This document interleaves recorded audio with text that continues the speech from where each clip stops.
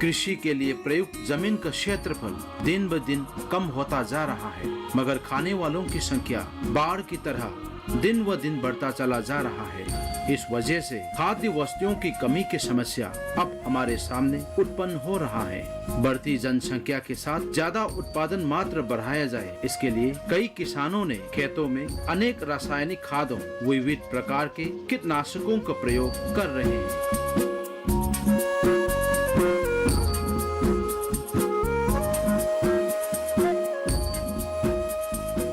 अधिक मात्रा में खाद का प्रयोग करके उत्पादित करने वाले खाद्य वस्तुओं का सेवन करने से हम मनुष्यों को अनेक रोगों का सामना करना पड़ता है।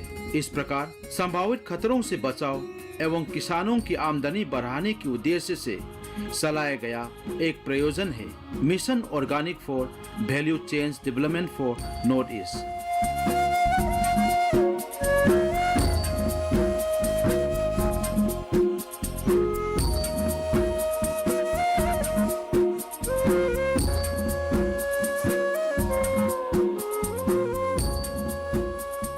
इस प्रयोजन के तहत कई किसानों ने अनेक खेतों में जैविक कृषि करके विविध प्रकार के काले धान उगाकर पर्याप्त मात्रा में उत्पादित कर रहे हैं।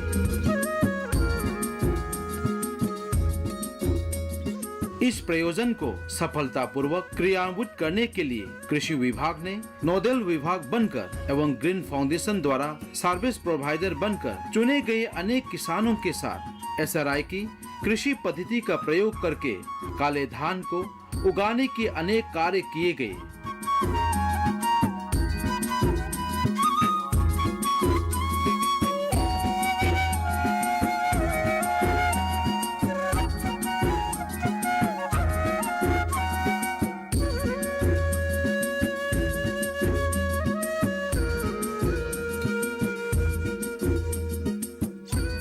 Mission organic for value chains development for north east ये प्रोजेक्ट क्या है? इस प्रोजेक्ट को काम में बदलने के लिए एक नोडल विभाग के तौर पर कृषि विभाग ने क्या जिम्मेदारी ली है? इस विषय पर इस विभाग के विशेषज्ञ KS निमाईचांद ने डीडी किसान के संवाददाताओं को अनेक बातें बताई। मिशन ऑर्गेनिक वैल्यू चेन्स काले धान को जैविक तरीके से उत्पादित करने में हमारे कृषि विभाग नोडल ऑफिसर के तौर पर काम कर रहे हैं और इसके तहत सर्विस प्रोवाइडर यानी सेवा वितरक के तौर पर ग्रीन फाउंडेशन को रखा है। काले धान को जैविक तरीके से उत्पादित करने में ग्रीन फाउंडेशन को क्या करना है कि ये कृषि का कार्य कहाँ किस स्थान में करना उचित रहेगा, किसान का चयन भी वे करते हैं। इस स्थान चयन के लिए हम लोग इनको कुछ मार्गदर्शक देते हैं। उस मार्गदर्शन में ये निर्देशित किया जाता है कि जितना हो सके ये अन्य प्रकार के पौधों से दूर रहे ताकि रासायनिक दवा या खाद्य जो अन्य पौधों पर प्रयोग किया जाता है वो पानी में घोलकर वहां तक ना पहुंचे। साथ ही इस मिशन के तहत उगाया गया काले धान वो साल भर उगा सके। इसके लिए इस जगह का हम लोग GPS कोऑर्डिनेशन लेते हैं। एक बार GPS कोऑर्डिनेशन ले लिया तो दृढ़वान होना पड़ेगा। इसके बाद हम लोग इसको इपिदा को भेजेंगे, इसका पंजीकरण किया जाएगा। इसके बाद इनको पंजीकृत किसान के रूप में पहचाना जाएगा। इसके बाद इस वर्ष ये उगाया, पहले वर्ष कोई और प्रकार का उत्पादन कर लिया, ऐसा तो बिल्कुल नहीं हो सकता। अगर वे सचमुच इस क्षेत्र में आगे बढ़ना चाहते हैं तो इस उसूल को रख कर चलना पड़ेगा। यही हमारी और ग्रीन फाउंडेशन के बीच का संबंध है। काले धान मणिपुर में अज्ञात काल से उगाते आ रहे एक विशेष प्रकार के धान है। काले धान जो अंग्रेजी में एरोमेटिक ब्लैक राइस कहते हैं, इस प्रकार के धान बहुत समय पहले से एशिया के ज्यादातर हिस्सों में प्रयुक्त होते आए हैं। पहले ये धान बहुत कीमती प्रकार का एक धान होने के नाते देश के उच्च पदवियों के खाने के लिए ही उगाए जाने की अनेक कहानियां अनेक किताबों में पाया जाता है।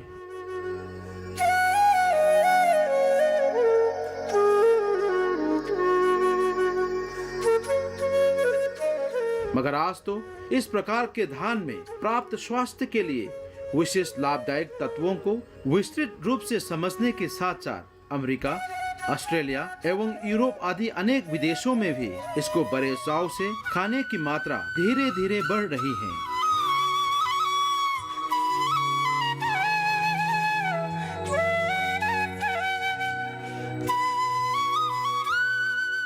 विश्व भर में पाए जाने वाले इस प्रकार के धानों में मणिपुर में पाए जाने वाले काले धान यानी चाहाओ अमुबी एवं चाहाओ पोरेतोन, इन दो प्रकार के धानों के स्वाद एवं खाद्य विशेषताएं ज्यादा होती हैं, ऐसा भी मानना है। विशेषज्ञों के मतानुसार चाहाओ अमुबी यानी ब्लैक राइस में खाद्य गुण की मात्रा अधिक होने के साथ साथ अनेक रोगों से बचाव के विशेष गुण विद्यमान है। इसे खाने से खतरनाक रोगों जैसे डायबिटीज, कैंसर एवं दिल के अनेक दर्दों से भी बचाया जा सकता है।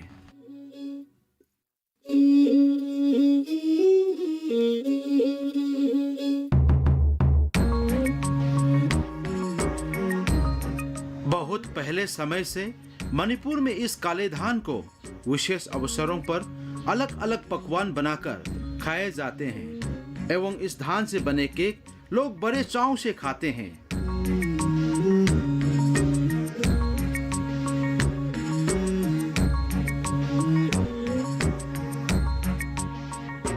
मणिपुर के मैदानी इलाकों में ही नहीं, पर्वतीय क्षेत्रों में भी बहुत पहले से इस धान को उगाते आ रहे हैं। अज्ञात काल से ही पर्वतीय क्षेत्रों में इस धान की खेती में किसी भी प्रकार के रासायनिक खादों के प्रयोग के बिना उगाने का प्रचलन है। सच पूछे तो मणिपुर में विशेष अवसरों पर काले धान का एक पकवान ना हो तो उसको अपूर्ण माना जाता है।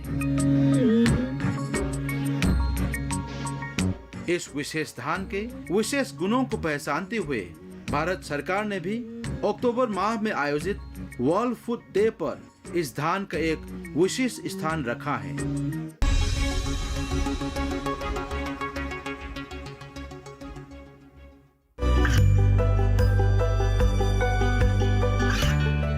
गांवों और पिछड़े क्षेत्रों में सरकारी योजनाओं की जानकारी पहुंचा।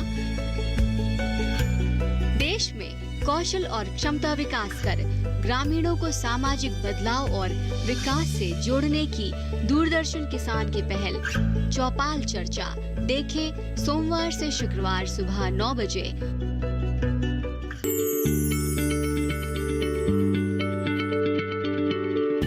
क्या आप किसी बीमारी से परेशान हैं? चाहते हैं डॉक्टर की सलाह? तो हम हैं आपके साथ, बताएंगे आपको जीने की राह। समस्याएं आपकी, समाधान देश के मशहूर विशेषज्ञों के। घर बैठे बात करें देश के जाने माने डॉक्टरों से। हमारे लाइव प्रोग्राम स्वस्थ किसान में हर शनिवार शाम 6 बजे से 7 बजे तक।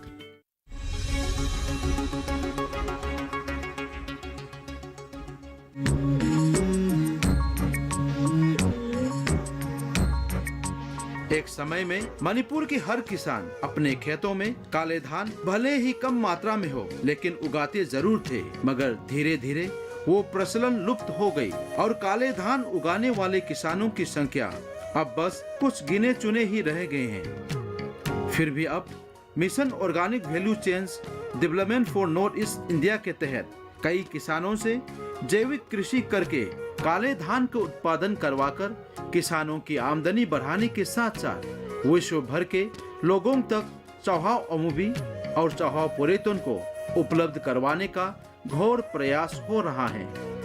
जैविक कृषि के बारे में जानकार विशेषज्ञों को वे बुलाते हैं या कृषि विज्ञान केंद्र से भी बुला सकते हैं।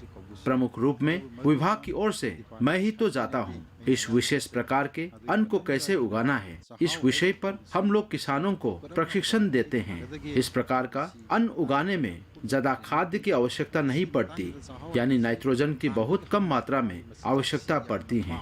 इसमें बहुत कम मात्रा में खाद्य की आवश्यकता पड़ती है।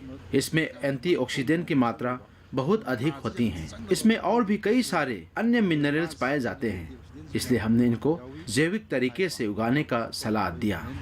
उसके बाद जो किसान इसमें रुचि लेते हैं उसको उगाना चाहते हैं।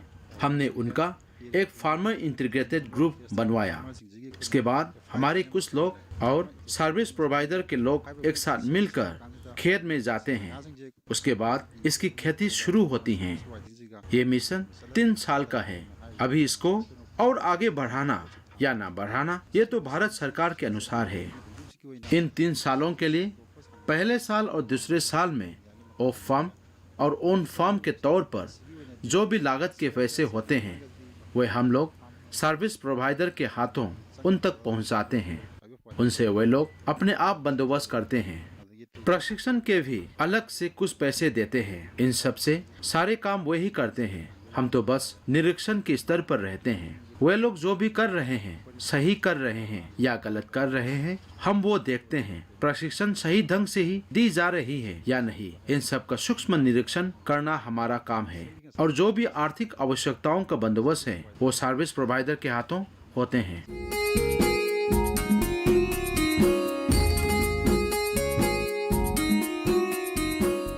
अगर हमारे देश भारत की बात की जाए तो मणिपुर में पाए जाने वाले काले धान का प्रकार ही सर्वश्रेष्ठ हैं।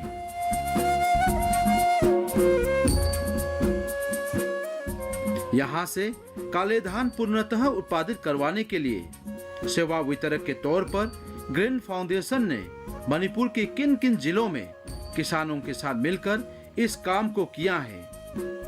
इस विषय पर ग्रीन फाउंडेशन के जैविक कृषि विकास अधिकारी पूर्वी इंफाल के रूप में कार्यरत कैसाम चुकनुरी सिंह ने हमारे संवाददाताओं को ऐसा बताया।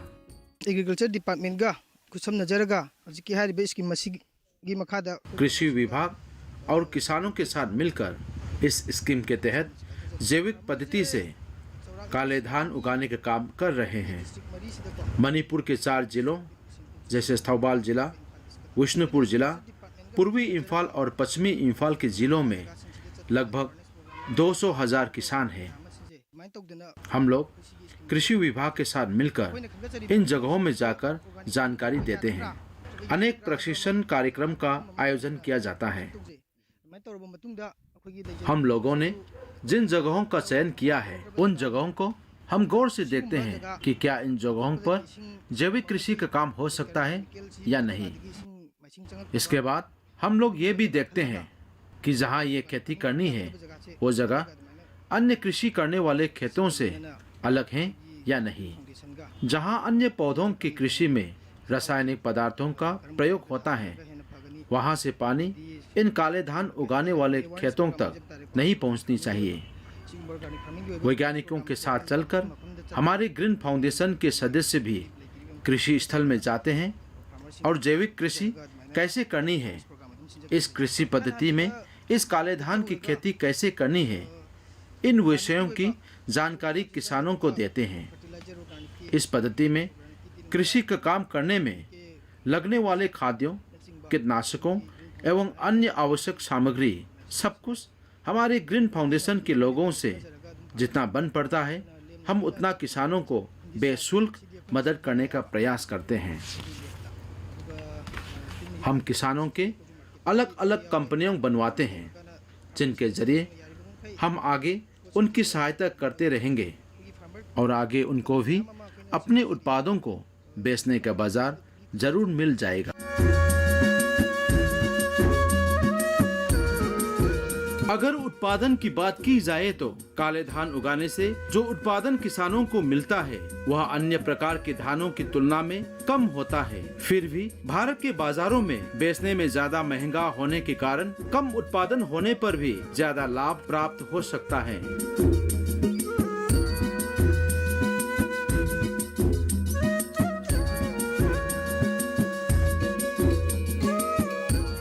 ग्रीन फाउंडेशन ने भावी पीढ़ी के लिए जैविक कृषि करके काले धान को संपूर्ण रूप से पर्याप्त मात्रा में उगाने के लिए अनेक किसानों को कृषि संबंधित अनेक वस्तुएं बेशुल्क दिए जाते हैं। साथ ही काले धान उगाने के पौधे भी देते हैं।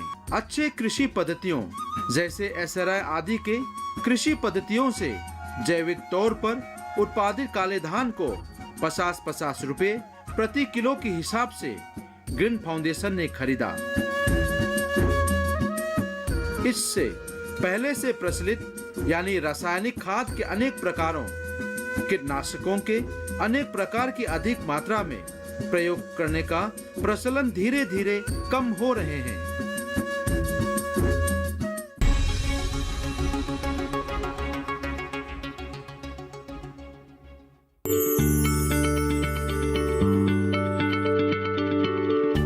क्या आप किसी बीमारी से परेशान हैं?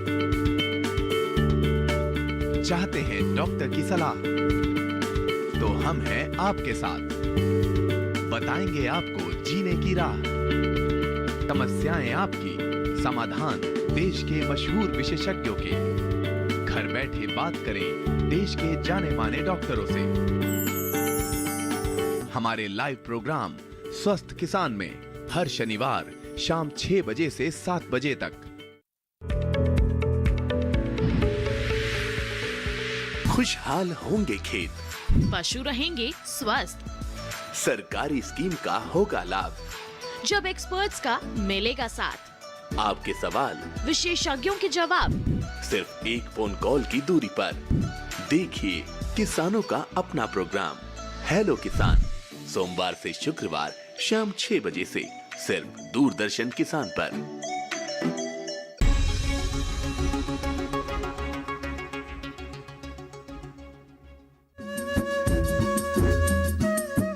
कृषि विभाग एवं ग्रीन फाउंडेशन के निर्देशन के तहत पिछले कुछ वर्षों से चाहाओ पोरेटोन को उत्पादन सफलतापूर्वक करने वाले किसानों में लमदेंग अवांग लेकाई से लोकेन असेम भी एक है। इस किसान ने मन लगाकर 1 एकड़ की जमीन पर एसआरआई पद्धति को अपनाते हुए काले धान को उगाया है।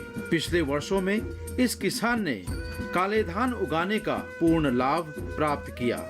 एसआरआई के कृषि पद्धति से पशुओं के मल आदि, गाय के पेशाब आदि को खाद के तौर पर प्रयोग करके विस्तृत रूप से काले धान की खेती करने के अनेक लाभों के बारे में इस किसान ने हमारे संवाददाताओं को अनेक बातें बताई। मैंने कृषि विभाग और ग्रीन फाउंडेशन के साथ मिलकर ये काम किया है। मैंने आधे एकड़ की जमीन में लगभग 4 केजी बीज उगाया है। पहले मैं ड्रम तथा अनेक विविध प्रकारों के धान के फसल उगाता था, पर विभाग की ओर से विशेषज्ञों ने आकर मुझसे इस काले धान की फसल की खेती करने को कहा। तभी से इस फसल की खेती मैंने करना शुरू किया। पहले जब ड्रम उगाता था तो धान के 25 बोरे उत्पादित कर पाता था। पिछले साल 1000 केजी विभाग ने लिया, उसको प्रति किलो 50 रुपए के हिसाब से लिया था। उससे 40-45 हजार रुपए का फायदा हुआ। इसके पता चलते ही मैंने इस वर्ष 1 एकड़ की जमीन पर इस फसल की खेती शुरू की है। मैं लोगों से यही कहना चाहूँगा कि इस फसल के बोने में और कटाई में कम लोग लगते हैं, यानी इस फसल की लागत अन्य फसलों से बहुत कम होती है। प्रचलित कृषि पद्धति की तुलना में एसआरआई करके जैविक तरीकों से काले धान उगाने से अनेक किसानों को पैसे एवं मेहनत की लागत कम करवा दी है और अनेक किसानों को अनेक लाभ भी दी हैं। फिलहाल अभी लमदेंग में लगभग कुल 80 किसानों ने मिलकर काले धान उगाए हैं। बेचने की सुविधा हो तो ज्यादा विस्तृत तौर पर खेती करने की अनेक इच्छा प्रकट करते हुए अगले वर्ष आधे एकड़ की जमीन से 27 से 28 बोरियां उत्पादित करने की इच्छा प्रकट की हैं।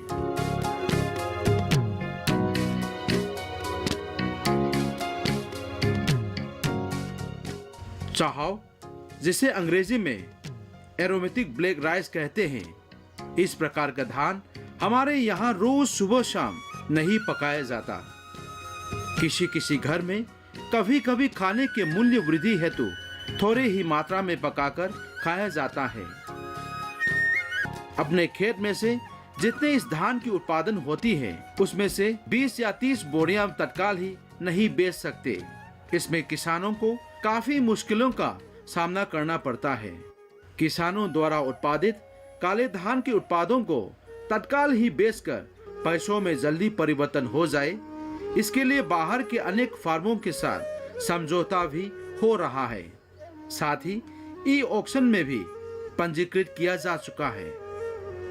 इसमें अगर बाहर से मांग आए तो टेंडर करके हम लोग काले धान को ऊंचे दामों में बेच सकते हैं। मगर मुश्किल तो ये है कि हमारे किसानों ने सरकार की मदद से काले धान तो उगा लिया, लेकिन जब ये मदद नहीं मिलेगी तो क्या इस फसल से खेती छोड़ देंगे? ये एक बहुत बड़ी प्रश्न है। काले धान उगाने की लाभों को पहचानते हुए लंबे अरसे तक लगातार काले धान उगाने के अनेक प्रयोजनों को अपनाना अनिवार्य है। मणिपुर में हो रहे काले धान का उत्पादन अब तक तो बाहर के स्थानों में विस्तृत रूप में भेजकर बेचने का काम नहीं हो रहा है, मगर ग्रीन फाउंडेशन की ओर से बाहर के अनेक खरीदारों को खोजकर उनसे संपर्क करने का लगातार प्रयास हो रहा है। अभी तो ऑर्गेनिक उत्पाद बहुत पसंद किए जाते हैं। केवल हमारे राज्य मणिपुर में ही नहीं, बाहर भी इसकी काफी मांग है। बाहर से अलग अलग सवाल हमसे पूछे गए। उन लोगों का मानना है कि चाय बनाते समय इस धान को कूटकर चाय में अगर मिलाया जाए तो इस काले धान की जो सुगंध है वो चाय में आ सकती है। कई सारे ऑर्गेनिक चाय उत्पादित हो रहे हैं, उनमें काले धान को भी मिलाकर इसकी मूल्य वृद्धि करने के लिए इसकी मांग तानुंग की मात्रा में की गई है। फिर भी इसकी गुण कैसे सुरक्षित रखना है, इसके बारे में थोड़ी गहरी अनुसंधान की खोज की कमी है हमारी। यानी इसको चावल रूप में कूट कर भेजने में कितने दिनों तक इसको सुरक्षित रख सकते हैं, इसके बारे में हमें और गहरी खोज की आवश्यकता है। एक खुशखबरी ये है कि ग्रीन फाउंडेशन के सहायक निदेशक ने मुझे ये बताया कि ICAR में इस फसल की वायबिलिटी, इसको कितने लंबे समय तक सुरक्षित रख सकते हैं, इस विषय पर खोज करने के लिए इस फसल के कुछ सैंपल ICAR लंपेल से मंगवाए गए। इस प्रकार इसकी क्वालिटी को एडजस्ट करने के बाद बाहर भेजेंगे तो आराम से कई व्यापारी मिलेंगे। काले धान, जिसे मणिपुरी में चाहाव कहते हैं और अंग्रेजी में ब्लैक एरोमेटिक सेंटेंस राइस कहते हैं, इसका रंग काला होता है और ये एक सुगंधित धान है। इस स्कीम के तहत हमने 2 प्रकार के काले धान किसानों से उगवाए हैं। एक है चाहाव पोरेतोन और दूसरा है चाहाव अमूबी। ये किसानों की इच्छा अनुसार उगवाए जाते हैं। कोई कहता है कि जो अमूबी है ज्यादा स्वादिष्ट होता है, तो कोई कहता है पोरेतोन ज्यादा स्वादिष्ट होता है। धान के रूप में थोड़ा तो अंतर है।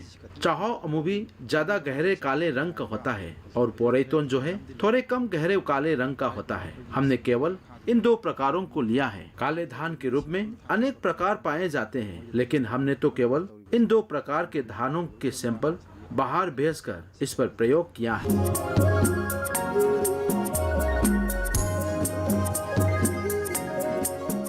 जैविक कृषि के अनेक फायदों के बारे में हम सब ने एक साथ समझा।